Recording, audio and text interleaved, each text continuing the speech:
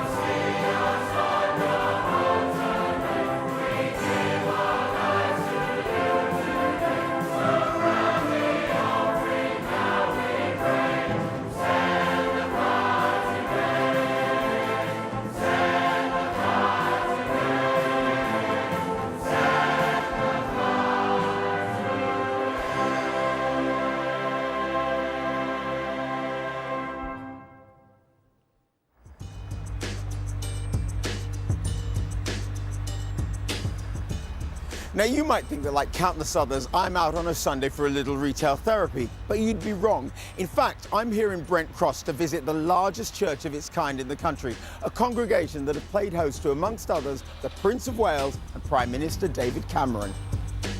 Next to this retail park is Jesus House for All the Nations, part of the Redeemed Christian Church of God, a Pentecostal denomination founded in Nigeria in the 1950s. It's planted churches all over the world, and with 700 in this country alone, it's growing faster than any other. Here they're on their second service of the day just to accommodate the numbers, and I want to find out why this place is so popular. I want to. Good morning. I'm David, lovely to be here. Now, first thing, you've got a reception desk? I know, there are quite a few people here that come in here on a Sunday, so sometimes they need to be told where to go. So, how many people? On an average Sunday, about 2,500 people walk through the building. What? Yeah. You know what? I can't wait to see what's going on in there. Show me. Let's go. Wow. This place really is an auditorium. It's huge. Your sons and daughters praise you now, and we cry, holy. Yes, we cry. This place is really great. I mean, people are just really in their own bubbles. Nearly 500,000 people in the UK are Pentecostal Christians, and this branch now makes up a quarter of them, attracted by this immersive worship. It's very vibrant.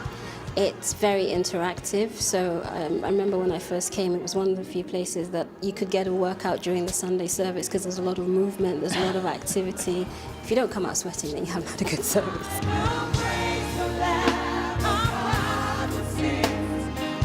The love and the hope people have just brings me every Sunday here. God is among these people, so I want to be with them. Pray for the royal family. Ask that God's kindness and mercy will ask you for. As I go backstage, I discover what looks like a TV studio. Ladies and gentlemen, our prayer is very simple today. Which gives today's preacher an even bigger platform.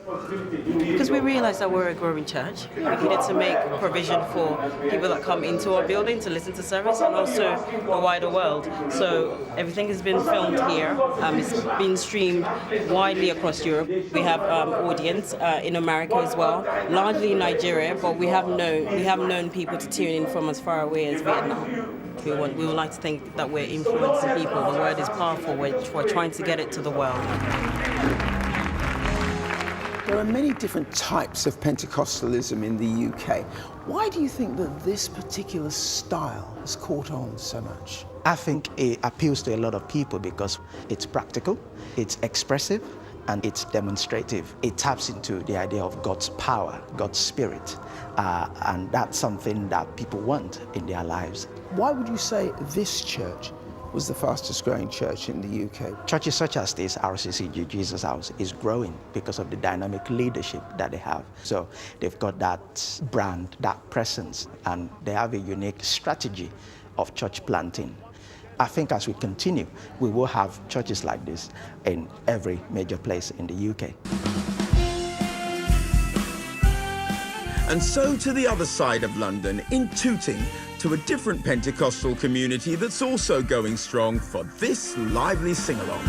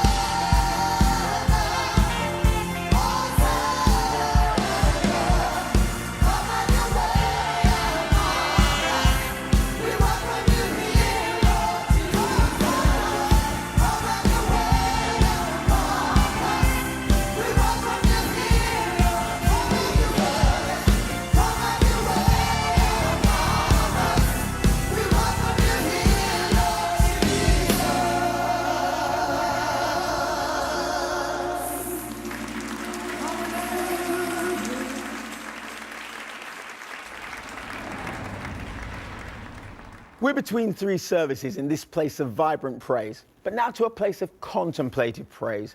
Claire's been to a convent in Belfast to meet three women who swapped their careers for a life of prayer.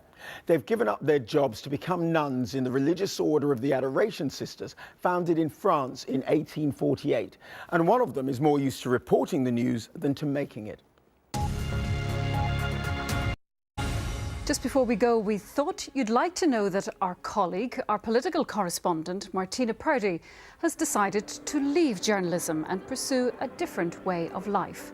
Martina Purdy, BBC Newsline, Washington. These leaders won't just be focusing on what they have to say and the issues. Martina Purdy, BBC Newsline, Stormont. What great nation is there that has its God so near as the Lord our God is to us. You know, the Lord has a great sense of humor, and He is the God of surprises. So I suppose people were shocked when I announced what I was going to do, but I'd lived with it for a while. I've always been a Catholic, but I think when I look back, I was really asleep in my faith compared to how it is now. People come to us for prayers, and it's really a beautiful experience when someone comes to you. And I mean, sometimes they're coming in tears because they're having a crisis in their life, and just knowing that someone is praying for them, they leave with a smile. It is very uplifting, and that's a really beautiful thing to do with your life. So I feel very fulfilled.